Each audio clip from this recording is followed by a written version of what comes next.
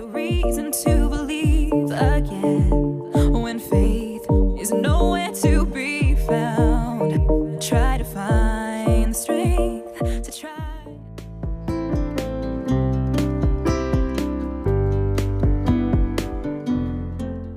Hello and welcome to Trending Pinoy Celebrity.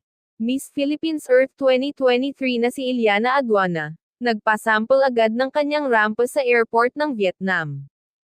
Kakarating lamang ng ating pambato sa Vietnam, kung saan gaganapin ang Miss Earth 2023 coronation, ngayong darating na December 22.